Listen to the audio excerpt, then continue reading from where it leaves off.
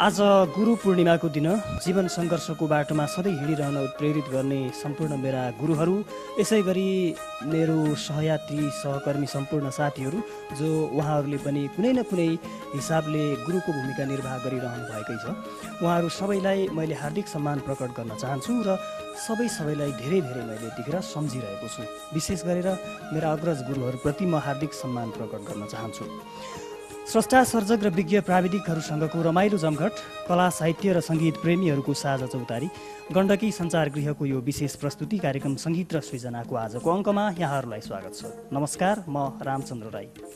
विज्ञानको एउटा नियम छ, भौतिक स्रोत साधनहरू हामीसँग जति पनि उपलब्ध छन् ती सबै बाँड्दै सिद्धिन्छन् र सकिन्छन्। तर हामीसँग केही यस्ता अनौठा अपवादहरू पनि छन् जसलाई जति बाँड्यो उति बढ्दै जान्छ र त्यो अरू केही नभएर शिक्षा हो वा ज्ञान हो। आज हामी त्यही शिक्षा वा ज्ञानको उपयोगिता, रचना, सृजना र त्यसले समाजमा पुर्याउने असरका बारेमा कार्यक्रम सङ्गीत र सृजनामा विशेष छलफलमा जुटिरहेका छौँ। मेरो कार्यक्रमको जालो बुन्ने आधार बन्नेछ ऱ्यान्डम रिडर सोसाइटी पोखरा। खास गरी ऱ्यान्डम रिड एन्ड फिड अर्थात् पढौँ र बाँडौँ भन्ने नारालाई मुख्य बनाएर पोखरामा स्थापना भएको ऱ्यान्डम रिडर सोसाइटी अर्थात् भद्रगोल अध्ययन समाजको उपयोगिता, त्यसको सकार र नकारपाटा पक्षहरूका बारेमा केन्द्रित रहनेछौँ आज। र मैले अघि नै पनि भनिसकेको छु, गुरु पूर्णिमाको दिन र दुईजना दिग्गज विद्वानहरू मसँग हुनुहुन्छ। उहाँहरूको शिक्षण पेसासँग आधारित रहेर गुरु चेलाहरू बिचका अन्तरहरू पनि हामी खोजखानिज केही गर्नेछौँ र अनुभूतिहरूको पनि साटासाट गर्नेछौँ। र हामीसँग ऱ्यान्डम रिडर सोसाइटीका अध्यक्ष राजेन्द्र चापागाई आहत अनि यसै गरी डाक्टर पशुपतिनाथ तिमल सिन्हा, उहाँ नेपाल प्राज्ञ मञ्चका अध्यक्ष पनि हुनुहुन्छ, दुईजना विद्वानहरू।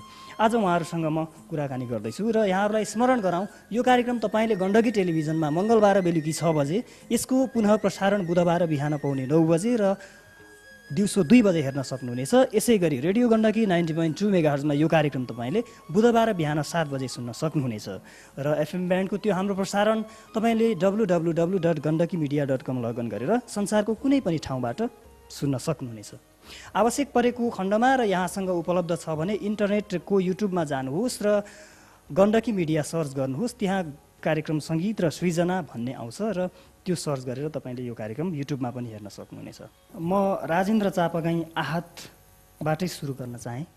गुरु पूर्णिमाको दिन परेको छ, लगभग तपाईँले 18 वर्ष त अध्यापन सिलसिलामा बिताउनु भयो कि आज यो गुरु पूर्णिमाको दिनमा स्पेसल्ली तपाईँले के अनुभूति गरिराख्नु भएको छ?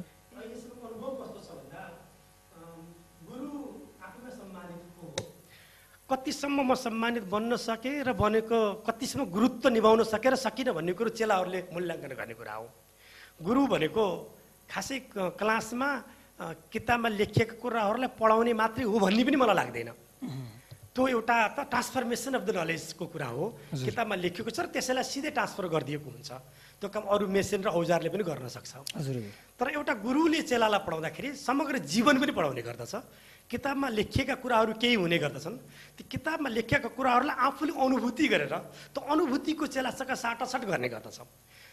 त्यो गर्न सकिँदाखेरि नै बल्ल चेला पाइँदो रहेछ, होइन भने विद्यार्थी पाइँदो रहेछ, अनि शिक्षक भइँदो रहेछ। अहिले त मलाई लाग्छ एउटा गुरु र शिक्षक, चेला र विद्यार्थीमा फरक छ। हिजोका चेलाहरू विद्यार्थीहरू सबै चेला बन्थे, गुरुप्रतिको त सद्भाव थियो उनीहरूप्रति। र अहिले आएर गुरु र चेलामा भनेको एउटा गिभ एन्ड टेकको कतै त्यस्तो खालको गिभ एन्ड टेकको रिलेसन कायम भएको हो कि जस्तो पनि कहिले कहिले अनुभूति हुन्छ। म यतिखेरको क्रममा प्राध्यापक डाक्टर पशुपतिनाथ तिमल सिन्हा, जो नेपाल प्राज्ञ मञ्चका अध्यक्ष पनि हुनुहुन्छ, मलाई एउटा उदाहरण दिन मन लाग्यो। प्राध्यापक डाक्टर पशुपतिनाथ तिमल सिन्हा, हाम्रो घर जाँदाखेरि एउटा नदी तर्न पर्छ र त्यहाँ हामीले त्यो नदी तर्ने क्रममा डुङ्गा चढ्न पर्छ। मैले यतिखेरको क्रममा एकजना प्राध्यापक, एकजना शिक्षकलाई, एकजना गुरुलाई नदी तार्ने एउटा माझीको रूपमा तुलना गर्दैछु र त्यो माझी दाइले यात्रीहरूलाई तारेर ती यात्रीहरू धेरै टाढा टाढासम्म घुमेर आएका हुन्छन् र ती यात्रीहरू कहाँ कहाँ पुगेर आएका हुन्छन्। अन्तिममा त्यो एकजना माझी दाइ अथवा त्यो एकजना गुरु त्यहीँ भइरहेको हुन्छ। हामीले एउटा शिक्षकलाई, एउटा प्राध्यापकलाई यसरी तुलना गर्दा के हुन्छ? त्यसलाई चाहिँ हामी चाहिँ शिक्षण परम्परामा हेर्ने हो भने हामी पनि एउटा माझी बोटे डुङ्गा तारिने हो र हामी चाहिँ एउटा ज्ञानको सागरमा विचलित नहोस् मान्छे भनेर हामीले बाटो देखाउने काम हामीले गर्ने र हामीसँग दुईटा दायित्व हुन्छ। सबैभन्दा पहिला हामीले आफूले चलाइरहेको ढुङ्गा प्वाल परेको छ कि छैन पहिला हामीले चेक गर्नु पर्यो।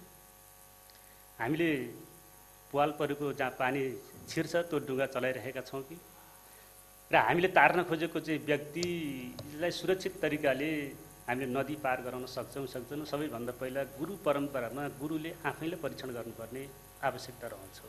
अब एउटा भनाइ छ नि, डुङ्गा तर्यो खोलो तर्यो लौरो बिर्सियो।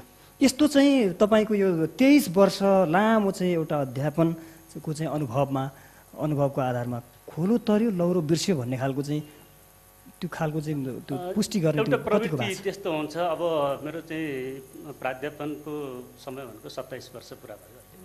27 वर्ष पढाउँदाखेरि मैले करिब अब हजारौँ विद्यार्थीहरू पढाइसकेको छु। अब खोलो बिर्सियो खोलो तर्यो लौरी बिर्सियो भन्ने अब त्यो प्रवृत्तिहरू पनि आउँछ। र पनि मूल कुरा के हो भनेदेखि हामीले केमा गौरव गर्नुपर्छ भने आफूले चलाएको ढुङ्गा र आफूले चाहिँ ढुङ्गा चलाएको चाहिँ नदीको बारेमा हामीले ज्ञान दिएका छौँ पर्याप्त मात्रामा, यथेष्ट मात्रामा। हामीले पूर्व ज्ञान आफूसँग पनि हुनु पर्यो। हामीसँग टपटुइया ज्ञान छ भने हाम्रो ढुङ्गा तरेर पारी चढ्ने व्यक्ति जो हो, यात्रु जो हो, त्यसले फर्किँदाखेरि हामीलाई जहिले पनि शङ्काले हेर्छ कतै डुबाउने त होइन।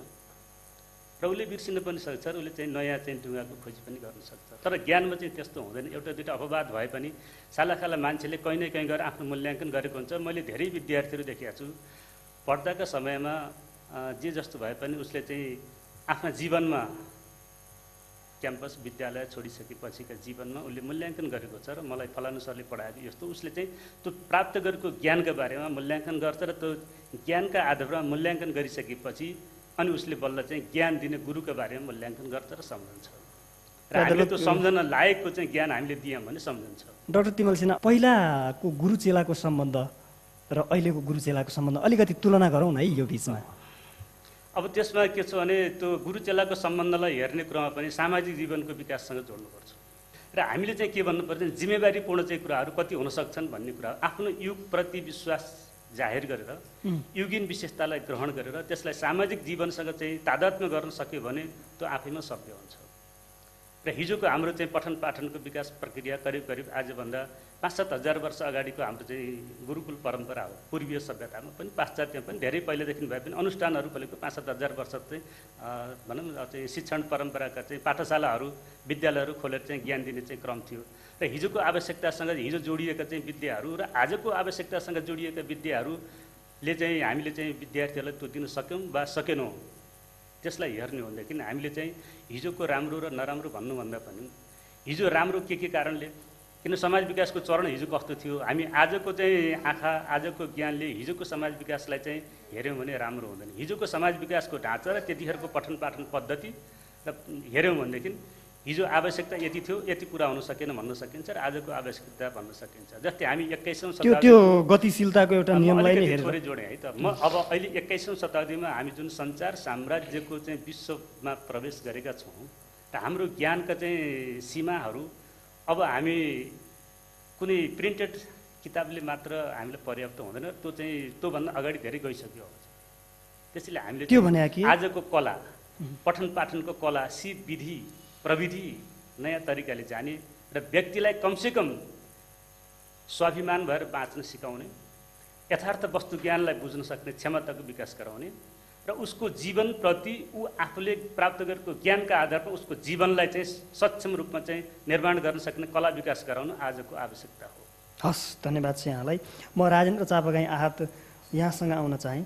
खासमा अलिकति अगाडि पनि कुरा भयो, अलि तितो टाइपको कुराहरू पनि आए पछिल्लो चोटि विकास भएको के यो पहिलाभन्दा अहिले गुरु र चेलाको सम्बन्ध अलि प्रगाढ हुन छोड्यो? त्यसको मतलब चेलाहरू जान्दै गएपछि गुरुलाई चाहिँ असक्षम देख्दै गएर टाउकोमा टेक्न थाले हो र भन्ने कुरा त के हो भन्दाखेरि गुरु र चेलाको बिचको सम्बन्धको स्वरूप परिवर्तन भएको हो। यो हिजो चाहिँ एकलव्यले आफ्नो औँला नै काटेर गुरुलाई दक्षिणा दिए भनेर आज हामीले औँला नैको चाहना गर्न थाल्यौँ भनेदेखि त्यो सम्भव हुँदैन।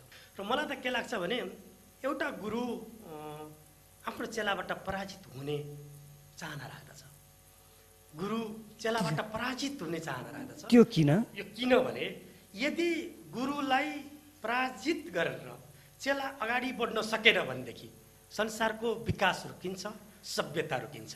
आइन्स्टाइनका पनि पढाउने गुरु थिए होला, आइन्स्टाइनले पढाएको ज्ञानमा मात्रै लिमिटेसनमा मात्रै आइन्स्टाइन बसिदिएको भएदेखि मोडर्न साइन्सको विकास नहुन सक्थ्यो। उसले गुरुले दिएको ज्ञानको आधारमा जगमा टेकेर त्यो ज्ञानभन्दा माथि उक्लिन सके। त्यति बेला आइन्स्टाइनका गुरुले गर्व गरे। त्यो पराजय होइन, त्यो त खुसी हो कि आफ्नो हामीले दिएको ज्ञानको जगमा उभिएर त्यसभन्दा माथि अनुसन्धान र अन्वेषण गर्दाखेरि आफ्नो चेला अलिकति माथि ज्ञानको दायरामा माथि पुग्दाखेरि हामीलाई गौरव हुन्छ, पराजयको फिलिङ हुँदैन। तर गुरुलाई पराजित गर्दा गर्दै पनि गुरुका युगिन मान्यताहरूलाई सम्मान गर्न सक्नुपर्छ। किनकि मैले 15 वर्ष पहिला पढाएको कुनै चेलालाई मैले 15 वर्ष अगाडिको त्यो सोसियल मिलु, त्यति बेलाको वैज्ञानिक विकास, त्यो बेलाको टेक्नोलोजीको विकास, त्यो बेलाको विकास, संसारको विकास क्रम, त्यो बेला बनेको वर्ल्ड भ्यू, संसारलाई हेर्ने दृष्टिकोण, त्यसका आधारमा मैले पढाएको थिएँ। 15 वर्षमा चाहिँ ड्रास्टिक चेन्ज आइसक्यो भने अब उसले त पछि गएर उसले धेरै कुरा सिकिसक्या हुन्छ। र त्यो बेला मेरो गुरुले मलाई जुन ज्ञान दिएको थियो त्यो ज्ञान भनेको यो त है मैले त धेरै जाने नि त। उसले दिएको ज्ञानमा त म त माथि आइसकेँ नि, साइबर युगमा आइपुगेँ नि म त अहिले त क्लिकको संसारमा आएँ नि। जति बेला मैले फोनमा रिसिभ गर्न, फोन डायल गरेर सिकाएको थिएँ होला भने अहिले ऊ चाहिँ क्लिकको युगमा आइपुगेछ। मेरो गुरुले त मलाई डायलिङ पो सिकाएको हो त, फोनको डायलिङ। अहिले त क्लिकमा बोल्छु म त, स्काइपमा बोल्छु म त, त्यो त मलाई सिकाएन भनेर त्यति बेला गुरुलाई अपहेलना गर्नु हुँदैन। गुरुको युगिन मान्यतालाई सम्मान गर्दै चेला गुरुभन्दा अगाडि बढ्नुपर्छ, होइन भने सभ्यता रोकिन्छ, विकास रोकिन्छ। त्यसकारण म व्यक्तिगत किसिमले खुसी हुन्छु कि जब मेरा चेलाहरू मभन्दा धेरै माथि ज्ञानको क्षेत्रमा माथि पुगिसकेका हुन्छन्, मलाई गौरवानुभूति हुन्छ। निकै मिठो इन्ट्रेस्टिङ फिलोसफिकल कुरा गर्नुभयो राजेन्द्र चापागाई आजजी। अब यो एउटा आदर्श भयो होइन, यो आदर्शको फलोअप गर्न सकियो भने, त्यसलाई पछि हामीले चाहिँ पछ्याउन सकियो भने राम्रो कुरा हो। गुरुहरू रचनात्मक हुन सकेको कुरा चाहिँ कतिको स्वीकार्न सकिन्छ तपाईँकै भनाइलाई चाहिँ? गुरुहरू रचनात्मक त बिल्कुल हुनुहुन्छ। गुरुहरू रचनात्मक भएनन् भनेदेखि त गुरु नै हुँदैनन्। औसतमा सबैलाई भन्न मिल्छ भने लगभग गुरुहरूमा त्यो क्वालिटी हुनुपर्छ, क्वालिटी हुनुपर्छ। रचनात्मक, सृजनात्मक त गुरु हुनुपर्छ। गुरु भनेको अघि नै मैले भने नि टेप रेकर्डर जस्तो मात्रै हुनु भएन।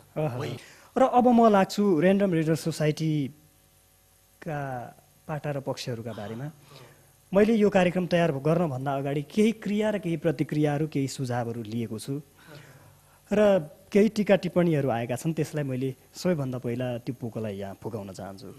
ऱ्यान्डम रिडर सोसाइटी पुरै 2 वर्ष भयो यात्रा गर्न थालेको। अलि विचारमूलक भन्दा पनि बढी तामझामपूर्ण भन्ने खालका टिका टिप्पणीहरू आइरहेका छन् र मैले सुनेको छु।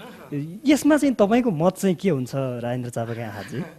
यो तामझामको कार्यक्रम होइन, यसमा सरासर मैले यो कुरालाई स्वीकार गर्न सक्दिनँ, पक्कै पनि होइन। तामझाम यस अर्थमा होला कि बौद्धिक तामझाम त्यहाँ पक्का छ। फेरि बौद्धिक तामझाम चाहिँ बिल्कुलै छ। एउटा बौद्धिक बहस हुन्छ, वैचारिक बहस हुन्छ, दृष्टिकोणको बहस हुन्छ। त्यहाँनिर त्यो तामझाम चाहिँ हामीले पक्कै पनि गरेका छौँ। र थोरै त्यो बढी फर्मालिटी बढी भयो भन्ने कुराहरू चाहिँ पटक पटक आइरहेका कुराहरू पनि हुन्। त्यो फर्मल पनि छैन, सेमी फर्मल रूपमा रहेका छौँ। र हामीले पढौँ, सबै मिलेर पढौँ, एकुन्टा किताबहरू मिलेर पढौँ, एक ठाउँमा बसेर त ज्ञानलाई बाँडौँ नि त भन्ने एउटा उद्देश्यले हामीले यसलाई स्थापना गरेका हौँ। र अहिलेसम्म हामी विश्व श्रृङ्खलामा अब हामी आउन थालिसकेका छौँ। र यो कुरो राई सर, यो कुरो मान्नु कि पोखरामा यस्ता बिहानका समयहरू त्यत्तिकै बसेर गफ गरेर पनि गइरहेका हुन्छन् त्यत्तिकै भने त्यो बेला चाहिँ हामी कम्तीमा महिनामा 1 दिन मात्रै भए पनि एउटा पुस्तकका बारेमा छलफल गरेका छौँ। एउटा पुस्तकले दिएको निर्देशन के हो त, मार्गनिर्देशन के हो त, त्यसको वैचारिक पक्ष के हो त, त्यसले के सामाजिक रूपान्तरणको लागि त्यो पुस्तकले केही भूमिका खेल्छ वा खेल्दैन? पुस्तक चर्चा गरिसके पुस्तकको कति छ त, यसको आफ्नै वेटेज कति छ त, यसले सामाजिक रूपान्तरणमा कस्तो भूमिका खेल्न सक्छ, कुन खालको ज्ञान दिन सक्छ भन्ने बारेमा हामीले छलफल गरेका छौँ। सकेसम्म हामीले लेखकलाई पनि बोलाउने गरेका छौँ। थप प्रसङ्गहरू बाँकी नै छन्। ऱ्यान्डम रिडर सोसाइटीलाई नजिकैबाट निहालिरहनुभएका प्राध्यापक डाक्टर पशुपतिनाथ तिमल सिन्हा, तपाईँले यसलाई नजिकबाट निहालिराख्नु भएको छ। कस्तो पाउनु भएको छ यो संस्थालाई? यो संस्थाको स्थापना कालदेखि नै त्यसमा मेरो भूमिका सक्रिय भूमिका हो। त्यसैले मैले यसका लगभग सबै कार्यक्रमहरू हेरेको छु र विशेष गरेर ऱ्यान्डम रिडर सोसाइटीको स्थापनाले पोखरामा पठन संस्कृतिको विकासलाई अगाडि बढाएको छ। मान्छेमा केही पढ्नुपर्छ, केही सामग्रीहरू पढ्नुपर्छ भन्ने कुरा अगाडि बढाएको छ। यसको यो सबैभन्दा सकारात्मक पक्ष हो र यसका बारेमा बेला बेलामा अन्तर्क्रियामा सहभागी हुनेहरूबाट प्रत्यक्ष रूपमै यसका कमजोरीहरू र यसले विकास गर्नुपर्ने कुराहरूका बारेमा औँल्याइएका छन् र यो सबभन्दा सकारात्मक पक्ष हो। किनभने हरेक वस्तुको त्यो भनेको लेखन कला अथवा पढ्ने कला अथवा के कुरालाई विकास अहिले सामग्री छनौटका बारेमा पनि अब किनभने सहभागी श्रोताहरू विभिन्न भएको हुनाले आफ्ना रुचि अनुसारका सुझावहरू आउनु चाहिँ छ। त्यसैले चाहिँ सुझावहरूमा धेरै चाहिँ सामग्री चाहिँ होइन बहुरुचि अनुसार चाहिँ बहुसामग्रीको चाहिँ माग भएको छ, व्यक्ति पिछेका फरक माग। अनि त्यसैले सामग्रीहरू छनौटमा कहिलेकाहीँ एकै धारका सामग्रीहरूको प्रस्तुति बढी भयो कि भनेर पाठकलाई अघिल्लो कार्यक्रम र पछिल्लो कार्यक्रममा उस्तै मतलब मूल कुरो भनेको किताबको नाम व्यक्ति फरक भए पनि त्यसले चाहिँ बोकेको जुन फिलोसफी हो, कृतिले बोकेको फिलोसफी प्रक्षेपणमा एउटै रुचि ज्यादा भयो कि भन्ने चाहिँ चिन्ता पाठकमा छ। त्यो करेक्सन गर्न जरुरी छ। त्यो चाहिँ संस्थाले चाहिँ महसुस गरिसकेका छ। त्यो चाहिँ पाठकहरूको सुझाव, सहभागीहरूको सुझाव चाहिँ सकारात्मक छ। र मैले उठाउनु खोजेको कुरो के हो त भन्दा संस्था स्वयंले जे अपेक्षा राखेर अगाडि बढेको थियो त्यो पोखराको एउटा आवश्यकता पुरा गरेको छ र पाठकहरूमा बहुरुचि छ र त्यो चाहिँ प्रत्यक्ष रूपमा चाहिँ सहभागिता भएर आफ्नो कुरो राख्नुपर्छ भनेर अन्तर्क्रियामा भाग लिने चाहिँ यथेष्ट अवसर दिएको छ। डाक्टर तिमल सिन्हा, तपाईँलाई नै चाहिँ के फाइदा पुगेको छ यस विषयमा पछि आउँला। यतिखेरको क्रममा राजेन्द्र चापागाई आजजीसँग आउन चाहे। वास्तवमा कुनै पनि संस्था सङ्गठन भनेको कुनै पनि वाद, कुनै पनि दर्शन, कुनै पनि सिद्धान्त अथवा कुनै पनि नीतिको आधारमा चलेको हुन्छ। ऱ्यान्डम रिडर्स सोसाइटीको मुख्य फिलोसफी के हो चापागाई? यो पनि बिल्कुल एउटा दर्शनमा आधारित छ। त्यो दर्शन हो read and feed. Read and feed तपाईँहरूको नारा भयो होइन? अब खासमा दार्शनिक हिसाबले रिड एन्ड फिड आफ्नो मान्यता होला, तर त्यो विचारसँग कुनै न कुनै विचारसँग जोडिएर आएको हुन्छ कुनै पनि कुरा होइन र कुनै पनि सिद्धान्त। त्यो चाहिँ कुनसँग बढी निकट छ भन्दाखेरि त्यस्तो चाहिँ खासै यो विचारसँग निकटता छ र सान्निध्यता छ भन्ने चाहिँ होइन रहेछ। खास के हो भन्दाखेरि हामीले त ऱ्यान्डम भनेरै भनिहाल्यौँ नि, ऱ्यान्डमली सिलेक्सन गर्ने हो। जे फेला पारिन्छ त्यो पढौँ भन्ने नै हो हाम्रो। त्यति बेला चाहिँ अब उपलब्ध पनि हुनु पर्यो मटेरियल। प्रसङ्ग आइहाल्यो, भद्रगोलमा आइपुग्नु भयो तपाईँ होइन? ऱ्यान्डमली डिसअर्डर रिडर सोसाइटी यो किन यो त हामीले यही अर्थमा कि एउटा ऱ्यान्डम भन्ने नाम हामीले यस अर्थमा राख्ने निर्णय गऱ्यौँ कि कुनै पनि विधासँग नबाध्यौँ हामीहरू। कुनै साहित्य भनेर साहित्यसँग मात्रै नबाध्यौँ होइन, कविता भनेर कवितासँग मात्रै नबाध्यौँ अथवा चाहिँ इकोनोमिक्ससँग त नबाध्यौँ। त्यस कारण हामी सोसियोलोजीमा छलफल गरौँ। ठिक विधाको कुरा आयो। विधागत नहुने सबै विषय हुने, सबै विषय हो। ऱ्यान्डमली सिलेक्सन गर्ने, ऱ्यान्डमली चाहिँ त्यसको बारेमा चर्चा गर्ने। यसै क्रममा हामीले इकोनोमिक्समा छलफल गरिसकेका छौँ, गुरुलाई थाहा छ। हामी कति यो कति व्यवहारिक हुन्छ, जस्तै मुटु रोग विशेषज्ञलाई मस्तिष्कको चाहिँ अपरेसन गर्न लगायो भने त्यो कतिको व्यवहारिक हुन्छ? त्यस्तै भद्रगोल कविता, गजल, मुक्तक होइन? अब गजल होला, मुक्तक होला, त्यसपछि कथा होला, अनि अब कृति, विभिन्न खालका कृतिहरू होला। हो, ऱ्यान्डम त ऱ्यान्डम हो नि, ऱ्यान्डम हो। हामीले भन्न खोजेको के भन्दा एउटा विधागत ज्ञान भन्दा पनि सबै चिजको ज्ञान लिउँ, सबै कुराको ज्ञान लिउँ। फाइनेन्सको ज्ञान लिउँ, पोलिटिक्सको ज्ञान लिउँ, फिलोसफीको ज्ञान लिउँ, लिटरेचरको ज्ञान लिउँ, सबै कुराको ज्ञान चाहिँ लिउँ। ज्ञान भनेको कुनैको पनि नराम्रो राम्रो भन्ने कुरा हुँदैन। सबै क्षेत्रसँग परिचित बनाऊ, सबै क्षेत्रसँग परिचित बनाऊ। मेडिकल साइन्सको पनि ज्ञान लिउँ। सबै कुरो लिएर सबै कुरामा विशेषज्ञता हासिल गर्न सकिँदैन। हामी त ज्ञान आर्जन मात्रै गरेर विशेषज्ञता होइन। बुझ्ने चाहिँ हो, बुझ्ने त्यसको बारेमा के छ त भनेर पस्ने, त्यसलाई रसपान गर्ने, हाम्रो चाहिँ त्यो हो उद्देश्य। विशिष्टता प्राप्त गर्ने चाहिँ होइन, फेरि रिसर्च होइन त्यसमा। तर मूल कुरा के हो भने हाम्रोमा प्रेजेन्टेटर जो आउनुहुन्छ, प्रस्तोता, उहाँ भने रिसर्च नै गरेर आउनुभएको हुन्छ। एक हिसाब तपाईँहरूले हप्तै पछि प्रेजेन्टेटरलाई बोलाउनुहुन्छ होइन? हामी महिनाको एकपल्ट गर्छौँ। महिनाको एकपल्ट, हप्ताको एकपल्ट गर्दा बहुत गाह्रो कुरा, किनकि पेपर लेख्नु पऱ्यो, त्यो पेपरको चाहिँ साङ्गो पाङ्गो लगाउनु पऱ्यो र हामीले सकेसम्म त्यो पुस्तकको लेखकलाई पनि बोलाउने गरेका छौँ। कार्यपत्र लेखिन्छ। कार्यपत्र लेखेपछि जसको पुस्तकमाथि कार्यपत्र लेखेको छ उहाँलाई पनि हामीले बोलाउने गर्दछौँ, बोलाएर राख्ने गर्दछौँ र उहाँसँग पनि क्वेसनहरू हुने गर्छ। अझ राईजी यो त कस्तो भन्दा हामी प्रेजेन्टेसन भइसकेपछि फ्लोरमा माइक जान्छ, फ्लोरबाट चाहिँ नि सबै पाठकहरूले चाहिँ क्वेसन रेज गर्न सक्नुहुन्छ। अनौठा क्वेसनहरू रेज गर्नुहुन्छ, साह्रै बौद्धिक क्वेसनहरू रेज गर्नुहुन्छ, Interesting. वैचारिक क्वेसन रेज गर्नुहुन्छ र कहिले कहिले लेखकलाई पनि अप्ठ्यारोमा पार्नुहुन्छ। कहिले हो मैले यो लेख्नुपर्ने, सायद मैले त्यति बेला गलत गरेँ होला भन्नेसम्म पनि रियलाइज गराइदिनुहुन्छ। कार्यपत्र प्रस्तुतलाई हो मैले कार्यपत्र लेख्दाखेरि यहाँनिर गल्ती गरेँ होला, यो मैले छुटाएछु भन्ने पनि रियलाइज गराइदिनुहुन्छ। त्यो खालको बौद्धिक बहस हुन्छ त्यहाँ। तपाईँहरूलाई त्यतिखेर कतिको मजा हुन्छ आयोजक भएर तपाईँहरूले एकजना लेखकलाई बोलाउनुहुन्छ अनि पाठकहरूको नमिठो प्रतिक्रिया सुन्दा लेखक रातमा नपिर्नुहुन्छ? आनन्द आउँछ। नमिठो त कहाँ, मिठो मात्रै खोज्ने त होइन नि। मिठोमा नमिठो आउँदा पनि आनन्द लाग्छ। हामी सुधारको क्रममा रहन्छौँ। संस्थागत किसिमले नमिठो आलोचना आउँदा हामी चाहिँ करेक्सन गर्न थाल्छौँ र वैचारिक किसिमले त्यो किताबसँग सम्बन्धित भएर आउने केही आलोचनाहरू, केही सुझावहरू, ती कुरा त एकदम आनन्द लाग्छ। डाक्टर तिमल सिन्हा, ऱ्यान्डम रिडर्स सोसाइटीमा जुन खालको तपाईँको भूमिका छ र जुन ढङ्गले यहाँको सहभागिता छ, व्यक्तिगत हिसाबले भन्दा तपाईँलाई के फाइदा पुगेको छ? मैले केही नयाँ सामग्रीहरू पढ्ने मौका पाउँछु। नयाँ सामग्रीमाथि धेरै व्यक्तिको प्रतिक्रिया सुन्न पाउँछु र आफ्नो सुझाव पनि राख्न पाउँछु।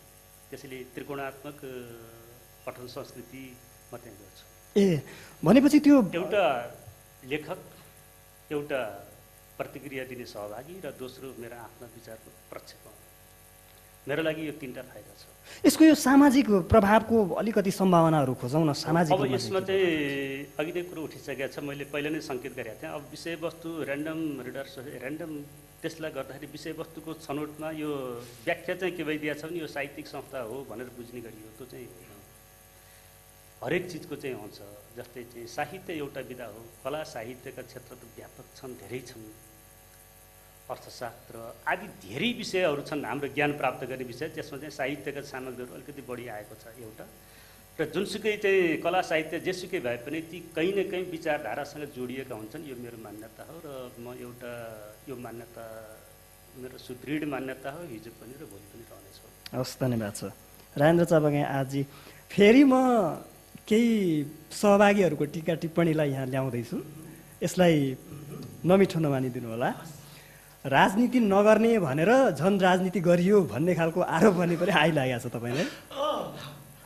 होइन होइन, राजनीतिक रङ हामीले पटक्कै दिएका छैनौँ। त्यो कसैको छ भने पनि हामीलाई लाग्दैन।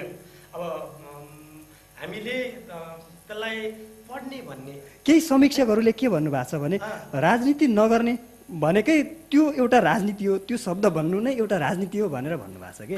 अब यो भनाइलाई कसरी लिने? होइन, ठिकै छ, त्यो भनाइलाई मैले पोजिटिभली लिन्छु। र यो चाहिँ कुनै राजनीतिक दर्शनसँग, राजनीतिक विचारसँग नजिक रहेर स्थापना भएको संस्था चाहिँ पटक्कै होइन। ऱ्यान्डमको यो भद्रगोलको दूरगामी महत्त्व चाहिँ कहाँनिर छ? दूरगामी महत्त्व भनेको त पठन संस्कृतिको विकास गरौँ, पढौँ, सबैले पढौँ। हामी त यो भन्छौँ कि ऱ्यान्डम रिडर सोसाइटीमा मात्रै आबद्ध भएर पढ्ने होइन, टोल टोलमा यस्ता रिडर सोसाइटीहरू बन्न सकुन्। बगरमा एउटा रिडर सोसाइटी बनोस् 10-15 जनाको बिचमा, पृथ्वी चोकमा एउटा बनोस्, बैदाममा एउटा बनोस्, महेन्द्रपुलमा एउटा बनोस् र त्यहाँ साथीहरूको बिचमा किताब पढ्ने हुन्छ, साप्ताहिक भेट भएर गफ गर्ने, पुस्तकको बारेमा चर्चा गर्ने, त्यो एउटा कल्चरको विकास होस् भन्ने मात्रै हाम्रो। ठिक छ, यो बिचमा म आइहालेँ। 2 वर्ष पुरै बिताउनु भएको छ, के देख्नुभयो त सम्भावना त्यो टोल टोलमा, गाउँ गाउँमा, ठाउँ ठाउँमा? हामीले त्यो चाहिँ होला समयक्रममा हुनसक्छ, हामीले गर्नुहोस् भनेर साथीहरूलाई सल्लाह पनि दिइरहेका छौँ। अहिले सबभन्दा अनुभव त के भन्दा पढ्ने एउटा संस्कृतिको विकास चाहिँ भएको अनुभव गरेका छौँ हामीले। धेरै धेरै साथीहरू केही न केही पढेर आइदिनुहुन्छ। जब हामीले अब यो महिनामा हामीले फुलको आँखामा आनित सिंह डल्माको पुस्तकमाथि चर्चा गर्दैछौँ र अहिले धेरै साथीहरू चाहिँ त्यो आनित सिंह डल्माको फुलको आँखामा भन्ने किताब पुस्तकलाई चाहिँ खरिद गरेर पढ्दै हुनुहुन्छ। अस्ति भर्खर हामीले लुमा गऱ्यौँ, त्यो पनि साथीहरू किनेर पढ्नुभयो। त्यसरी एउटा पढ्नको लागि कम्तीमा एउटा किताब नयाँ त पढ्नुपर्छ है भनेर केही पाठकहरूमा पढ्ने एउटा जाँगर चाहिँ जागेको हामीले पाएका छौँ। र एउटा कुरा म के जोड्न चाहेँ भनेदेखि हामीले यो साहित्य विधातिर मात्रै गएको पनि छैनौँ र जस्तै नेपाली सङ्गीतको चर्चा गऱ्यौँ। हुन त सङ्गीत पनि साहित्य अन्तर्गत पर्छ। हामीले नेपाली सङ्गीतको इतिहास खोतलेका छौँ। अमित रिजालले कारपत्र पेश गर्नुभएको थियो, त्यति बेला प्रकाश सामी स्वयं आउनुभएको थियो, हामीले त्यो पनि गरेका थियौँ। भने त्यस्तै बेला हामीले दर्शनका कुराहरू गऱ्यौँ। सुफी दर्शनमा हामीले कारपत्र प्रस्तुत गऱ्यौँ, राजन गोदारले गर्नुभएको थियो। उत्तर आधुनिकतावादमा हामीले कारपत्र प्रस्तुत गऱ्यौँ, त्यो चाहिँ नगेन्द्र भण्डारीजीले गर्नुभएको थियो। डाक्टर सञ्जीव उप्रेती काठमाडौँबाट आउनुभएको थियो। त्यस्तै निश्चयको 10 जरासूत्रमा गऱ्यौँ, हाम्रो गणेश पौडेलले कारपत्र प्रस्तुत गर्नुभएको थियो। कल्चरल स्टडिजमा गऱ्यौँ हामीले कल्चरल स्टडिजमा कल्चरल चेन्जका कुराहरू पनि गऱ्यौँ। त्यसमा चाहिँ पुष्पराज आचार्य आउनुभएको थियो, कारपत्र प्रस्तुत गर्नुभएको थियो। त्यस कारण त्यति नम्बर हामीले चाहिँ रिच ड्याड पुअर ड्याड भनेर चाहिँ गऱ्यौँ फाइनेन्सियल। त्यसमा उपेन्द्र पौडेलले कारपत्र प्रस्तुत गर्नुभएको थियो। र यसरी विविध कुराहरूमा विविध विधाहरूमा हामी गएका छौँ। र म यतिखेरको क्रममा स्टेसन चेक गर्न चाहन्छु। गण्डकी टेलिभिजन हेर्दै हुनुहुन्छ तपाईँ र रेडियो गण्डकी 90.2 मेगाहर्ज सुन्दै हुनुहुन्छ। कार्यक्रमको नाम सङ्गीत र सृजना। मेरो नाम रामचन्द्र राई र मसँग आज दुईजना अतिथि विद्वानहरू हुनुहुन्छ, जो ऱ्यान्डम रिडर सोसाइटीका अध्यक्ष राजेन्द्र चापागाई आहत, अनि यसै गरी प्राध्यापक डाक्टर पशुपतिनाथ तिमल सिन्हा, उहाँ नेपाल प्राज्ञ प्रतिष्ठानका अध्यक्ष पनि हुनुहुन्छ। म डाक्टर तिमल सिन्हासँग आउन चाहेँ। खासमा हामीले पुस्तकहरूको छनौट गर्दा त्यो हात्ती जत्रो पुस्तकलाई छनौट गर्ने हो कि अथवा सानो पुस्तकलाई छनौट गर्ने हो कि त्यो पुस्तकको छनौट गर्ने एउटा विधि हुन्छ नि, त्यो तरिका चाहिँ के हो?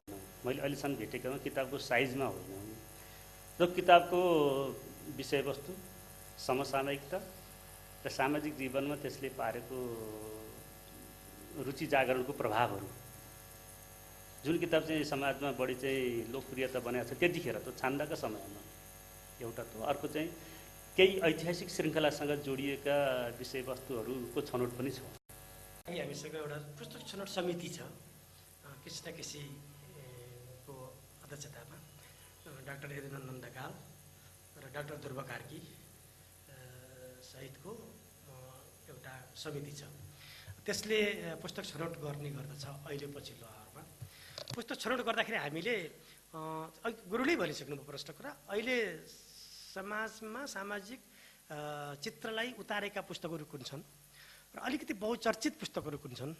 जो बहुचर्चित पुस्तकहरू छन् तर पाठकको हाम्रो अघिल्तिर आइपुगिहालेका छैनन् तुरुन्तै, त्यस्ता पुस्तकहरू कुन छन् र अहिलेका तत्कालीन समयलाई पिकअप गरेका पुस्तकहरू कस्ता छन्, ती कुराहरूलाई ख्याल गरेर, अनि त्यति मात्रै ख्याल नगरिकन हामीले अलिकति दार्शनिक पक्ष भएका पुस्तकहरू कुन छन्, अलिक वैचारिक किसिमले पावरफुल पुस्तकहरू कुन छन्, अलिक स्ट्रङ किताब कुन छन् भन्ने किसिमले नै हामीले सिलेक्सन गर्छौँ। चर्चाको कुरा आयो नि, चर्चालाई मात्रै हामीले आधार त बढाउँदैनौँ, चर्चा पनि एउटा आधार बन्छ है। चर्चालाई पनि हामीले एउटा ब्याकग्राउन्डमा राखेका हुन्छौँ।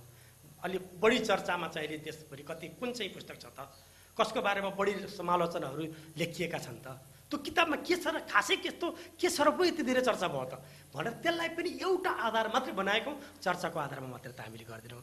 अस्ति भनौँ अस्ति रघुनाथ गुरुले एउटा हाम्रै प्रोग्राममा भन्नुभएको थियो कि यो चर्चा मिडियाले कुनै पनि पुस्तकलाई एकदमै हाइलाइट गरिदिने, यस्तो छ उस्तो छ भनेर मिडियाबाज हुने, पत्र पत्रिका जतासुकै आउने, त्यो भएको कारणले गर्दा मैले एउटा साह्रै चर्चामा आएको किताब मैले किनेर ल्याएर पढेपछि त किताबमा केही पनि रहन्छ, म ठगिएँ भन्नुभएको थियो।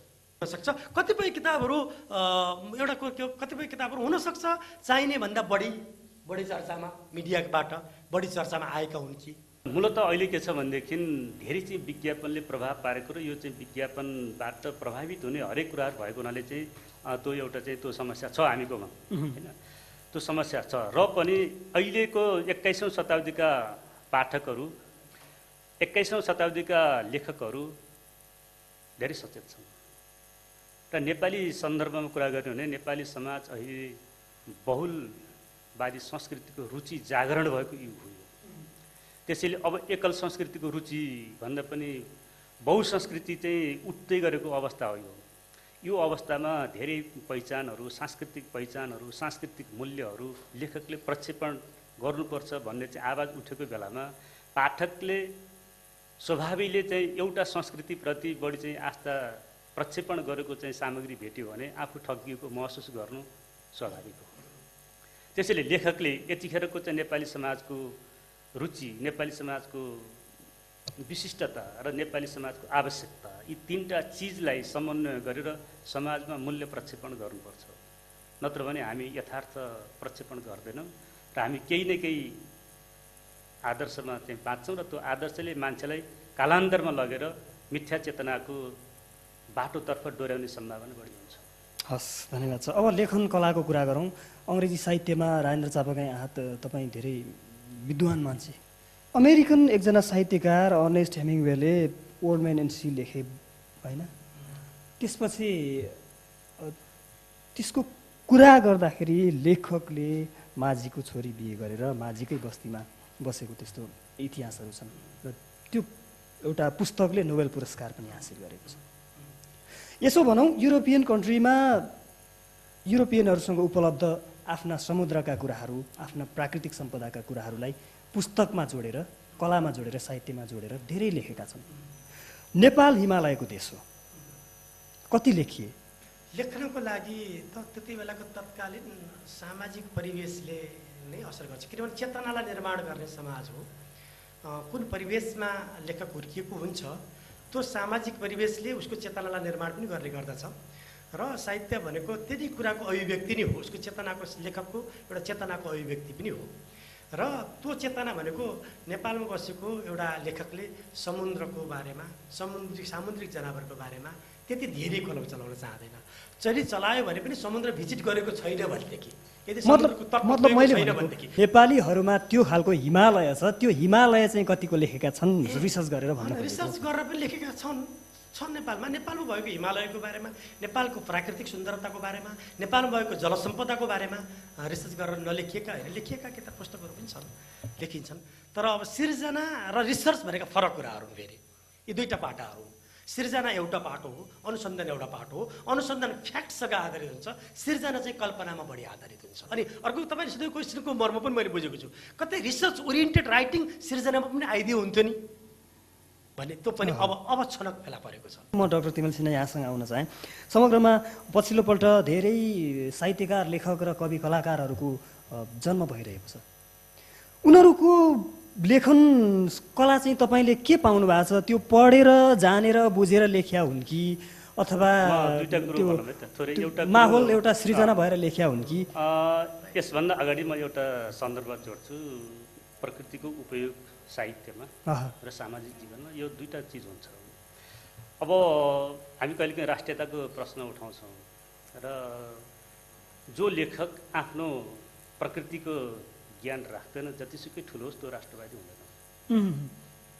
आफ्नै गाउँ वरिपरिका चराचुरुङ्गी, हिमाल, पर्वत आदि, किनभने त हाम्रो समाजसँग जोडिएका हुन्, किनभने हामी मान्छे भनेको प्रकृतिसँग नै अन्तर्सम्बन्ध गरेर अगाडि बढेकै हो। त्यसैले प्रकृतिको साहित्यमा प्रकृतिको उपयोग भएन जीवन्त रूपमा हुनुपर्छ र प्रकृतिको यथेष्ट ज्ञान हुनुपर्छ लेखकलाई। हिमाल भन्ने शब्द राखेर भएन। हिमालसँग नेपाली समाजको सामाजिक सम्बन्ध के छ, मेचीदेखि महाकालीसम्मको तराईका फाँटमा नेपाली समाजको सामाजिक सम्बन्ध के छ, सांस्कृतिक सम्बन्ध के छ, यसको प्रकृतिसँगको चाहिँ सम्बन्धको यथेष्ट ज्ञानका साथ साहित्यमा उपयोग गर्नुपर्छ। नत्र हामी बहुसंस्कृति, बहुविविधतामूलक प्रकृतिको उपयोग साहित्यमा हुँदैन। त्यसैले हाम्रो साहित्यकारहरूले त्यो पर्याप्त ज्ञान राख्नुपर्छ र त्यसलाई म राष्ट्रिय चिन्तन नै भन्छु। र अर्को भनेको हाम्रो अर्थशास्त्रको सँग चाहिँ जोडिने भनेको चाहिँ त्यसको चाहिँ सामाजिक उपयोगितामा त्यसले अर्थ विकासमा कति महत्त्वपूर्ण थियो। त्यसैले साहित्य र अर्थ सम्बन्धमा चाहिँ प्रकृतिको उपयोग एउटा डाटाबेसमा हुन्छ, अर्को चाहिँ सामाजिक सम्बन्ध चाहिँ सांस्कृतिक सम्बन्धसँग जोडिएको हुन्छ, एउटा बढी भावनात्मक पनि हुन्छ। एउटा कुरो है, यो कुरोलाई मैले यहीँ रोकेँ। दोस्रो कुरा, अहिलेका लेखकहरूले चाहिँ कतिको ज्ञान प्राप्त गरेका छन्। आखिर ज्ञान भनेको त लेख्दै जाँदा क्रमशः हुने हो, किनभने जन्मजात कुनै पनि लेखकहरू यति प्रतिभा सम्पन्न भएर जन्मिँदैन। लेख्दै जाँदाखेरि ज्ञान हुन्छ भन्नुभयो डाक्टर तिमल सिन्हा एकैछिन, तर यहाँनिर लेख्दै जाँदा ज्ञान हुन्छ भन्दै गर्दा मेरो थोरै कुरा पुरा भएन। हाम्रो समाजमा हामी चाहिँ कहिलेकाहीँ के हुन्छ भने साहित्य पढाउँदा, साहित्यका सिद्धान्त पढाउँदा अभ्यास ठुलो हो कि प्रतिभा हो कि प्रतिभा चाहिँ जन्मजात गुण हो कि होइन भन्ने बारेमा केही चाहिँ बहसहरू चल्दै आएका छन्। कतिपय चाहिँ समीक्षकहरू भन्छन् प्रतिभा भने त जन्मजात हुन्छ, ठुलो परिवारमा जन्मिने प्रतिभा अलिकति बढी भएर आउँछ, अथवा ठुलो कुल घराना जन्मिया छन् उसमा चाहिँ विशिष्ट प्रतिभा हुन्छ, यो जन्मजात हुन्छ भन्ने एउटा चाहिँ धारणा पनि हो। र वास्तवमा त्यो धारणा भनेको एकाङ्की र अपर्याप्त र मतलब त्यो चाहिँ धारणा त्यति चाहिँ वस्तुपरक होइन। मान्छे किनभने हरेक चिज चाहिँ व्यावहारिक जीवनबाट र अभ्यासबाटै चाहिँ ज्ञान प्राप्त गर्ने हो। र सुरुमा लेख्न बसेको लेखकको मूल्याङ्कन कति छिटो समयमा गर्ने हाम्रो नेपालीमा अहिले त्यो एउटा समस्या छ। पहिलो एउटा कविता सङ्ग्रह, एउटा चाहिँ उपन्यास लेख्यो भने हामी मूल्याङ्कन गरिहाल्छौँ, त्यसको सामाजिक चाहिँ मूल्य र त्यसले चाहिँ समाजमा दिन सकेको र ऊ कति खारिन सक्यो त्यसलाई चाहिँ धैर्यता चाहिँ गर्दैनौँ र एउटा प्रचारमा लगिदिइहाल्छौँ, त्यो समस्या छ। हरेक लेखक चाहिँ अगाडि बढ्ने, निरन्तर एक लेखपछि अर्को लेखमा चाहिँ विकसित हुने, त्यसको चाहिँ एउटा चाहिँ विज्ञानको द्वन्द्ववादी नियमको चाहिँ कुरा हो। एकैचोटि पर्याप्त हुँदैन। तर अहिले चाहिँ हाम्रो लेखकहरूमा एक त सामाजिक जीवनलाई यथेष्ट मात्रामा अध्ययन गर्ने धैर्य त छैन। आफूलाई चाहिँ देखेपछि एउटा प्रभाव तत्काल चाहिँ लिपिबद्ध गरिहाल्ने खतरा छ। दोस्रो, आइसकेपछि त्यसलाई चाहिँ प्रचारात्मक रूपमा चाहिँ अगाडि बढाउने एउटा चाहिँ होड पनि छ। त्यसले गर्दा चाहिँ खारिएका लेखकहरू सामाजिक जीवनमा यथेष्ट मात्रामा प्रचारित हुन नसकेको र नयाँ नयाँ पुस्ताहरू आएको र नयाँ पुस्ताले चाहिँ परीक्षणै नगरिकन चाहिँ मूल्याङ्कित भइसकेको अवस्था छ। त मैले भन्न खोजेको के हो भने जस्तोसुकै लेखक होस् उसले समाजमा आउँछ नै, तर चाहिँ हामीले चाहिँ ध्यान पुर्याउनु पर्ने, समीक्षकहरूले मिडियाहरूले चाहिँ ध्यान दिनुपर्ने कुरा के हो भने उसको चाहिँ ज्ञान कति यथार्थपरक छ, कति वस्तुपरक छ, त्यसलाई पनि अलिकति चाहिँ विचार गरेर चाहिँ अनि त्यसको बारेमा चाहिँ बहस चलाउनु आवश्यक छ। र नयाँ लेखकहरूले चाहिँ पर्याप्त मात्रामा सामाजिक जीवनको अध्ययन नगरिकन, विद्यमान समाजका अन्तर्द्वन्द्वहरूको विश्लेषण नगरिकन निष्कर्ष दियो भने त्यो चाहिँ लेख अलि अपरिपक्व हुन्छ, अल्पायुको हुन्छ। राजेन्द्र चापाका यहाँ के भन्नुहुन्छ यही विषयमा? गरेको कुरा सही हो। त सामाजिक अध्ययन प्रकृतिसँग नजिक र परिवेशसँग नजिक भएर त्यसको अनुभूति अभिव्यक्ति नै साहित्य हो र त्योसँग हुनुपर्छ भयो। र साहित्यमा त्योसँग नजिकता नरहेर त्योभन्दा धेरै टाढा पुगेर चाहिँ कुनै पनि सिर्जना गरियो भनेदेखि त्यो सिर्जना त्यति राम्रो हुँदैन। र त्यसकारण उहाँ एबी गुरुले पनि भनिसक्नुभयो, सिर्जनालाई हेर्दाखेरि मिडियाले कसलाई हाइलाइट गरेको छ भनेर मात्र हेर्नुभन्दा पनि त्यसले सामाजिक रूपान्तरणको लागि कतिको भूमिका खेल्छ, सामाजिक तस्बिरलाई कतिको खिचेको छ, अथवा त्यसले वैचारिक पक्षलाई कति बलियो किसिमले बोकेको छ, दर्शन कुन दर्शनलाई बलियो किसिमले बोकेको छ, यी आदि कुरालाई हेरेर त्यो भनेको तपाईँले भन्नुभएको कुरो जीवन र जगतको यथार्थबोध साहित्यले गर्नुपर्छ। एकदम जीवन र जगतको यथार्थबोध चाहिँ साहित्यमा हुनुपर्छ भन्ने हामीले लाग्छ। चाहे त्यो लेखन होस्, चाहे त्यो साहित्य होस्। बिल्कुल। अब हामी समय तीव्र गतिमा दौडिरहेको छ। खास गरी नराम्रो यदि केही भइहाल्यो भने त्यसको प्रभाव ठ्याक्कै देखिहाल्छ होइन। तर राम्रो उपलब्धिमूलक हासिल गरेका कुराहरू भयो भने त्यो अलिक कमै, अलिकति हाम्रो फरक टेन्डेन्सी पनि छ। मिडियामा पनि नेगेटिभ इज न्युज भन्ने चलन पनि छ। यद्यपि त्यो ठिक होला नहोला भोलिको त्यसलाई विश्लेषण गर्दै जाने कुरा हो, त्यसलाई संश्लेषण गर्ने कुरा हो। अब ठ्याक्कै ऱ्यान्डम रिडर सोसाइटीले सामाजिक रूपमा पारेको प्रभाव कस्तो छ, यसलाई खोजौँ न हामीले ठोस ढङ्गले त्यसका उपलब्धिहरू। अब त्यो चाहिँ त्यसलाई त मैले राम्रो प्रभाव पारेको छ भन्छु as a president of the reader society. मेरो आफ्नो कर्तव्य पनि हो र मैले त्यसरी बुझ्छु पनि। अब यसले नकारात्मक असर त पक्कै पनि पार्दैन होला। हुन त हरेक कुराहरू nothing is absolutely good and bad in the world mentality makes so पनि भनिन्छ। बिल्कुल राम्रो बिल्कुलै नराम्रो त केही पनि हुँदैन, जसका पनि ड्रब्याकहरू हुने गर्दछन्। सकार र नकार त भइ नै हाल्छ। बिल्कुल छन्, हामीसँग पनि केही ड्रब्याकहरू केही लुपहोलहरू छन्। हामी त्यो लुपहोलहरू पुर्दै जानुपर्छ, ड्रब्याकहरूलाई हामीले करेक्सन गर्दै जानुपर्छ। त्यो हामीले महसुस गरेका छौँ। तर तीभन्दा पनि हामीले गरेका क्रियाकलापहरूमा राम्रा पक्षहरू बढी छन् भनेर हामीले हाम्रा अग्रज गुरुहरूबाट जसले हामीलाई हौसाउनु भएको छ, ढकढकाउनु भएको छ, धाप लगाइरहनु भएको छ, उहाँहरूबाट हामीले राम्रो गरेका छौँ, राम्रो छ, करेक्सन गर्न आवश्यक छ, यी कुराहरू करेक्सन गर्नुपर्छ भनेर भनिरहनु भएको छ र हामी करेक्सन गर्ने क्रममा पनि छौँ र हामी गर्छौँ। अहिलेसम्मलाई हामीलाई लाग्छ हामीले राम्रै मेसेज एउटा प्रभाव गरेका छौँ र पोखरामा सम्भवतः यसो भन्दाखेरि के अर्थ लाग्छ, सम्भवतः हामीले यो पहिलो थालनी गरेका पनि हौँ। यसरी चाहिँ एउटा कलेक्टिभली रिड गर्ने, पढ्ने, स्टडी गर्ने। एक्लै एक्लै पढ्ने साथीहरू प्रशस्त हुनुहुन्छ, त्यो एक्लै एक्लै पढ्नुहुन्छ, ज्ञान उहाँहरूसँग सीमित भइदियो।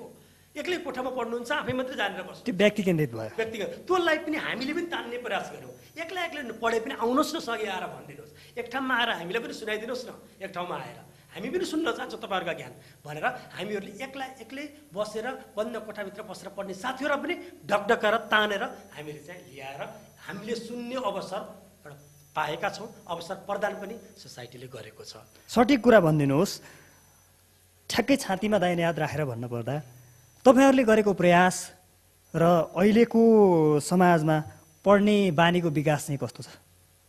एकदम ठिक छ। हामीले राइट टाइममा राइट काम गरेका छौँ।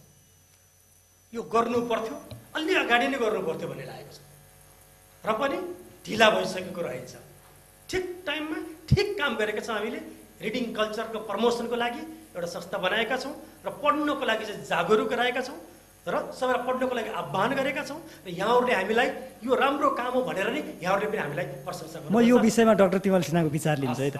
डाक्टर तिमल सिन्हा, अब यो कस्तो छ भने पछिल्लोपल्ट जब डिजिटलको जमाना आयो त्यसपछि चाहिँ मान्छेहरूमा पढ्ने बानीको विकास हुन छोड्यो भन्ने पनि छ। यसलाई चाहिँ तपाईँले कसरी हेरिराख्नु भएको छ? अनि त्यो पाठ्य सामग्री के त्यो यो छुट्टै बहसको विषय हुन्छ। प्रिन्टेड म्याटर पढ्छ वा चाहिँ डिजिटल अरू चाहिँ सामग्री पढ्छ, तर त्यो भित्र विचार हुन्छ,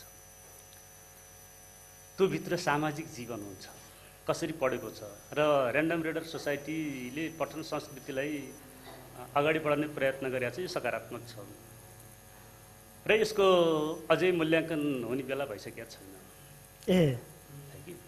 मतलब एउटा प्रारम्भिक मूल्याङ्कन छुट्टै कुरा हो र यसको चाहिँ वस्तुनिष्ठ मूल्याङ्कन गर्न बाँकी छ, किनभने यसले चाहिँ यथेष्ट मात्रामा सामग्रीहरू अझै ल्याउनु बाँकी छ। र म यहाँ के जोड्न चाहन्छु भने हाम्रो समाजमा, नेपाली समाजमा विशेष गरेर वा पूर्वीय समाजमा लामो समयदेखि एक खाले शैक्षिक चेतना जगाउने, एक खाले सांस्कृतिक चेतना जगाउने सामग्रीहरू पाठ्य सामग्री बढेर आएका छन्। मैले धेरै लेखहरूमा लेखेका छु, हामीले चाहिँ मिथ्या चेतना दिने सामग्री पढाइरहेका छौँ। मैले 50 सालदेखि करिब करिब शैक्षिक क्षेत्रमा जोडिएका 20-22वटा आर्टिकल छन् र हाम्रो शिक्षण पद्धतिमा सबै सामग्रीहरू मिथ्या चेतना जगाउने, जो चाहिँ व्यक्तिलाई चाहिँ अबोध चाहिँ बच्चा, भर्खर जन्मिएको बच्चादेखि नै हामी चाहिँ के गर्छौँ, मिथ्या चेतना वा भ्रमपूर्ण चाहिँ आस्था जगाउने काम गर्छौँ। उसले युवा भएपछि चाहिँ सामग्री छनौट गरोस्, उसको अधिकार हो, तर त्यो उसको अधिकार हामीले पहिल्यै खोसिदिइसकेका छौँ बाबुआमा अभिभावकदेखि। र मैले जोड्न खोजेको कुरा के हो त भन्दा हामीले भौतिकवादी सामग्रीहरू धेरै लेखिएका छौँ। पूर्वीय दर्शनमा भौतिकवादी दर्शन, अध्यात्मवादी दर्शन जत्तिकै पुरानो हो र धेरै पुरानो हो, तर त्यो सधैँ ओझेलमा परेका छन्। र अबको चाहिँ हामी चाहिँ त्यो नेपाली पाठकले त्यो विषयमा रुचि जगाउनुपर्छ र पठन संस्कृति विकास गर्ने यस्ता सोसाइटीहरू वा अरू चाहिँ मिडिया सामग्रीहरू वा अरू चाहिँ विश्वविद्यालय वा चाहिँ विद्यालयमा पढाउने सामग्रीहरू त्यो भौतिक सामग्री चाहिँ पढाउने चाहिँ वातावरण चाहिँ बनाउनुपर्छ। त्यसप्रति रुचि जगाउन अब ऱ्यान्डम रिडर सोसाइटीले आफ्ना कार्यक्रम त्यहाँ पनि जोड्नुपर्छ। र सायद भौतिकवादी चाहिँ शिक्षा, यथार्थवादी शिक्षा जे वस्तु छ नि, वस्तुवादी शैक्षिक चेतना चाहिँ विकास गराउने वातावरणसँग लेखिएका सामग्रीहरू पनि बहसको विषयमा चाहिँ ल्याउन जरुरी छ। त्यसो भयो भनेदेखि त्यसले चाहिँ अनि हरेक कोणका चाहिँ सामग्रीहरूको चाहिँ एउटा चाहिँ विश्लेषण गर्ने र एउटा पठन संस्कृतिमा नयाँ रुचि र नयाँ चेतना अवधारणासँग चाहिँ जोडिने प्रयत्न हुन्छ। मलाई लाग्छ। हुन्छ, म राजेन्द्र चापागाई आज यहाँसँग आउन चाहेँ। उज्यालो सम्भावना धेरै राम्रो देखिएको छ, चुनौतीहरू के देख्नुहुन्छ? चुनौतीहरू त प्रशस्त छन्। अब हामीलाई यो एउटा कुरो त रिडरसिप बढेको छ र पढ्नु र लेख्नु फेरि मलाई लाग्छ दुईवटा पाटा हुन्। एउटा पुस्तकलाई सरस्वती पुस्तक अध्ययन पढ्ने र त्यसलाई बुझ्ने र त्यसलाई फेरि एउटा फर्मेटमा राखेर अथवा त्यसलाई कोडिफाई गर्ने, लेख्ने भनेको अर्को बाटो रहेछ। त्यसकारण चाहिँ अब लेख्ने लेखकहरूलाई अब हामीले घचकिचाउनु पर्ने हुन्छ र कतै लेखकहरूलाई कुनै निश्चित विषयमा लेख्न भनेर हामीले लगाउनु पर्ने हुन्छ। त्यो पनि कहिले कहिले अप्ठ्यारो पर्ने हो कि एउटा कुरा त सबभन्दा ठुलो समस्या त हामीलाई के छ भन्दा हामी धान्ने यो संस्था कसरी भन्ने समस्या चाहिँ छ। गुरुले यो कुरा उकाइदिनु पनि उकाउनु पनि भएको छ। अब ठ्याक्कै राजेन्द्रजी यहीँ आएँ। ठ्याक्कै राष्ट्रिय रूपमा भन्न पर्दा मुफस्सलबाट तपाईँले जसरी संस्था चलाइराख्नु भएको छ, राष्ट्रिय रूपमै तपाईँले एउटा राम्रो संस्था चलाउने एकजना विद्वान व्यक्तिको रूपमा चर्चा मतलब त्यो खालको परिचय बनाइसक्नु भएको छ होइन? यो नढाँटी भन्नुहोस् न, ऱ्यान्डम रिडर सोसाइटी चलाउँदाखेरि यो सोर्स चाहिँ कहाँबाट आउँछ? एकदम गाह्रो छ राई सर, यो एकदमै यति गाह्रो छ। हामीले एउटा कार्यक्रम गर्दाखेरि एउटा हल चाहियो, त्यो हलमा माइक्रोफोन चाहियो, त्यो हलमा पाठकहरू बस्ने कुर्सीहरू चाहिए, अनि त्यसपछि गएर चाहिँ पाठकहरूलाई बोलाउने निमन्त्रणा दिने साधन पनि चाहियो। त्यसपछि गएर चाहिँ 3-4 घन्टाको प्रोग्राम हुन्छ। त्यो 3-4 घन्टामा पाठकहरू बसिरहेको बेला यसो एक कप चिया अथवा पानी केही त पिउनु पर्यो। त्यो लामो समय बस्दाखेरि त्यो खाजा थोरै खाजाको रूपमा केही व्यवस्थापन गर्नु पर्यो। त्यो मात्रै होइन, पेपर लेखेर त्यो पेपरलाई फोटोकपी गरेर पनि हामीले बाँडिरहेका छौँ। फोटोकपी गरेर पनि त्यो फोटोकपी गर्नु पर्यो।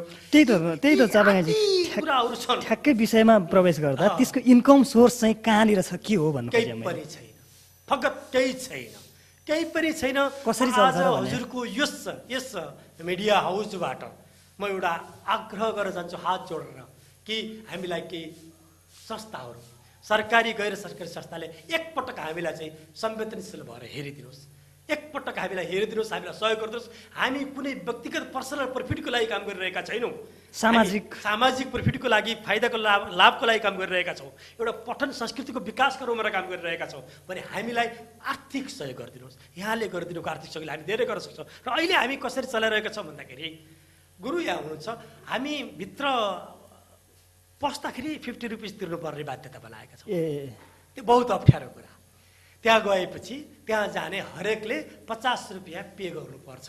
त्यो 50 रुपियाँ भित्रबाट हामी उहाँलाई खाजा दिन्छौँ, त्यही भित्रबाट हामी उहाँलाई फोटोकपी गरेर कार्यपत्रको फोटोकपी दिन्छौँ, त्यही भित्रबाट कार्यपत्रको प्रिन्ट गर्छौँ, त्यही खर्चबाट पुरै धान्छौँ हामीले। तर अब यसमा पनि हामीलाई हल सुविधा पाएका छौँ। क्याफे डी गार्डनमा बुद्धजीले हामीलाई फ्रीमा हल दिनुभएको छ। त्यस्तै गोर्खाली एफएमले, हामी एकदम अनुग्रहित छौँ गोर्खाली एफएमप्रति आभारी छौँ। गोर्खाली एफएमले हाम्रो प्रोग्रामलाई रेकर्ड गरेर प्रत्येक शनिबार बेलुका 9बाट 10 बजेसम्म, 9:15बाट 10 बजेसम्म 45 मिनट ऱ्यान्डम रिडर्स भन्ने कार्यक्रमलाई ब्रोडकास्ट गरिदिएको छ। हजुर, मैले पनि हामी छौँ। उनीहरू यो सहयोग हो के, त्यो पनि हामीले पैसा तिर्नु पर्थ्यो नि। एउटा रेडियोको 1 घन्टाको टाइम किन्दा कति लाग्छ हजुरलाई थाहा छ नि। गण्डकीमा आएर हामीले 1 घन्टाको टाइम किनौँ त कति लाग्छ। तर त्यो पनि उहाँले गरेको आर्थिक सहयोग हो, बुद्धजीले गरेको हलको सहयोग पनि आर्थिक सहयोग हो। त्यस्तै अब सरकारी र गैर सरकारी संस्थाहरूले, यहाँका बिजनेसम्यानहरूले, यहाँका मनी पर्सनहरूले हामीलाई थोरै केही गर्न खोजेका छौँ, सहयोग गरिदिनु भयो भने हामी अगाडि बढ्छौँ। एकदम चुनौती छन्, फाइनान्सियल चुनौती प्रशस्त छ, धेरै चुनौती छ। त्यो बिचमा नि तपाईँहरू अगाडि बढिराख्नु भएको छ। सरकारी तथा गैर सरकारी संस्थाको आँखा पोकै पनि लाग्ला, किनभने यसको लागि एउटा दीर्घकालीन योजना बनाउन जरुरी छ जस्तो मैले देखेँ। हामी कार्यक्रमको उत्तरार्धको क्रमतिर आइरहेका छौँ। डाक्टर तिमल सिन्हा, छुट्टोमा भनिदिनु होला अन्त्यमा यो कार्यक्रममा आएपछिको तपाईँको अनुभूतिको कुरा गरौँ। अब कार्यक्रममा 3टा सन्दर्भ जोडियो यहाँ। एउटा मूल सन्दर्भ गुरु पूर्णिमा र शैक्षिक परम्परासँगको चाहिँ अन्तर्क्रियासँग जोडियो र त्यसमा चाहिँ हामीले केही कुराहरू राख्ने प्रयत्न गऱ्यौँ। अब त्यसमा विशेष गरेर मेरा एउटा दुईवटा कुराहरू अझै भन्न बाँकी रह्यो। हाम्रो शिक्षण परम्परा गलत छ अहिलेसम्म र त्यसलाई चाहिँ जोडिनुपर्छ। र अनि हामी जो आफूलाई चाहिँ शिक्षक भन्छौँ, तपाईँले सुरुमै बडो राम्रो चाहिँ सन्दर्भ उठाउनुभयो, एउटा बोटेको एउटा डुङ्गा तार्ने भनेर। तर चाहिँ हामी पर्याप्त मात्रामा हामी पढाउने टिचरहरू अब शिक्षा समाजका लागि शिक्षा दिइरहेका छौँ कि आफ्नो पेट पाल्नको लागि शिक्षा दिएका छौँ। हाम्रो गुरु चेलाको सम्बन्ध त्यहाँबाट चाहिँ मूल्याङ्कन गर्नुपर्ने अवस्था छ। एउटा बडो चाहिँ समस्या छ यहाँनिर। हामी वैयक्तिक जीवनका बिहानै बेलुकीका छाक टार्ने सन्दर्भ र अरू चाहिँ सामाजिक जीवनका चाहिँ नयाँ ढाँचाको सामाजिक जीवनका आकर्षण विकर्षणसँग जोडिने प्रयत्नबाट हाम्रो शैक्षिक व्यवहार अगाडि बढेको छ। अहिले यसलाई करेक्सन गर्न जरुरी छ र गुरु पूर्णिमाका दिनमा हामी सबैले, किनभने शिक्षाको चाहिँ चेतनाको विकास नभइकन समाज कहिले पनि बन्दैन। जुन समाजमा चाहिँ चेतनाको विकास छ र त्यो चेतना पनि यथार्थ चेतनाको विकास छ भने त्यो समाज अगाडि बढेको छ।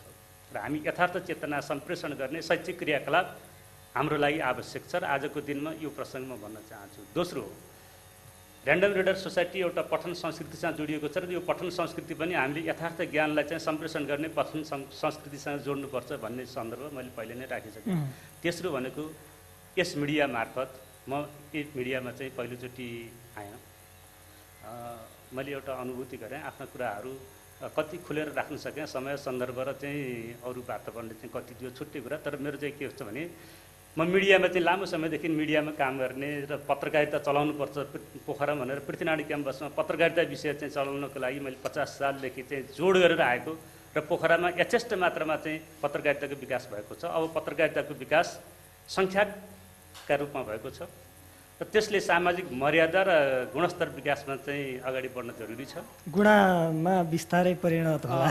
यो चाहिँ क्वान्टिटीमा विकास छ र अब क्वालिटीमा त अलिकति तथ्यपरक रूपमा चाहिँ अझै जान जरुरी छ। किनभने मिडिया भनेको बौद्धिक व्यवसाय गर्ने जमात हो। यो बौद्धिक व्यापार गर्ने कला पनि हो, यसमा कला पनि छ, यसमा चाहिँ बौद्धिक व्यवसाय नै हो यो। मैले चाहिँ 53 सालमा पोखरा सन्देश भन्ने पत्रिका चलाउँथेँ। त्यतिखेर चाहिँ धेरै चाहिँ अब पाठकहरूको चाहिँ रुचि अरुचि हामीले धेरै चाहिँ अनुभव गरेका थियौँ। त्यतिखेर पत्रिकाको अभाव थियो लगभग पोखरामा। र मैले चाहिँ अहिले चाहिँ के भने हामी अहिले यसरी चाहिँ यो चाहिँ भनौँ 19औँ शताब्दीको विज्ञान प्रविधिसँग जोडिएको यो टेलिभिजन मार्फत आफ्ना कुरा राख्न पाइरहेका छौँ र यसमा पनि केही विचार बहस चाहिँ आएको छ र यो विचार र बहसमा सायद मैले चाहिँ पर्याप्त मात्रामा चाहिँ के अनुभव गरेँ भने यसमा केही बन्धनहरू छैनन् र मैले यसो भनिरहँदा चाहिँ के भन्छु भने पत्रकारिता बौद्धिक व्यवसाय हो र अहिलेको युगमा यथेष्ट मात्रामा वस्तुवादी सामग्रीहरूको प्रचार प्रसार गर्नु र नेपाली समाजलाई चाहिँ उन्नतशील चेतना जगाउनको लागि यसले भूमिका खेल्नुपर्छ। यी तीनटा पक्षहरू यहाँ जोडिनु पुग्यो, मलाई खुसी लागेको छ। हस् धन्यवाद।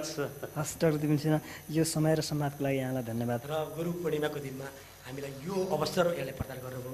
त्यसका साथै रिडर सोसाइटीको बारेमा केही कुराहरू उक्काइदिनु भयो, केही सजेसन पनि दिनुभयो, केही कम्प्लेन पनि राखिदिनु भयो, केही गुरुबाट पनि केही सजेसनहरू हामीले अहिले पनि पायौँ र हामी यस्तै अग्रज गुरुहरूको साथमा सधैँभरि सँगसँगै हिँड्ने प्रण पनि गर्दछौँ र आगामी दिन त्यही कमजोरलाई करेक्सन गर्न पनि चाहन्छौँ। र यसरी यो मिडिया हाउसले गण्डकी टेलिभिजनले हामीलाई कति धेरै माया गरिदियो रिडर सोसाइटीलाई, र त्यो यस्तै माया अरू सबैबाट आइदियो भनेदेखि हामी साँच्चै हाम्रो यात्रा साह्रै अनन्तसम्म हामी चल्नेछौँ। यो अवसर प्रदान गर्नुभएकोमा गण्डकी टेलिभिजन परिवार, गण्डकी सञ्चार गृहप्रति आभार प्रकट गर्दछु मैले। हस्, यो समय र संवादको लागि यहाँहरू दुवैजनालाई धेरै धेरै धन्यवाद। र यसका साथै हामीले आजको कार्यक्रम यही टुङ्ग्याउनु पर्ने हुन्छ। आज हामीले विशेष गरेर गुरु पूर्णिमा बारेका अनुभूतिहरू, त्यसपछि ऱ्यान्डम रिडर सोसाइटीका गतिविधिहरूका बारेमा केही छलफलहरू गऱ्यौँ र कार्यक्रममा हामीसँग संवादमा हुनुहुन्थ्यो प्राध्यापक डाक्टर पशुपतिनाथ तिमल सिन्हा, यसै गरी नेपाल प्राज्ञ मञ्चका अध्यक्ष पनि हुनुहुन्छ उहाँ, यस्तै ऱ्यान्डम रिडर सोसाइटीका अध्यक्ष हुनुहुन्थ्यो राजेन्द्र चापागाई आहाद। दुवैजना बौद्धिक व्यक्तित्व, विद्वान व्यक्तित्वहरूलाई धेरै धेरै धन्यवाद। अनि गण्डकी टेलिभिजन मार्फत हेर्ने तपाईँ दर्शक र रेडियो गण्डकी 90.2 मेगाहर्ज मार्फत सुन्ने सम्पूर्ण श्रोताहरूलाई पनि धेरै धेरै धन्यवाद। आजको यो कार्यक्रमबाट म र मेरो युनिट सबै बिदा चाहन्छ। नमस्कार।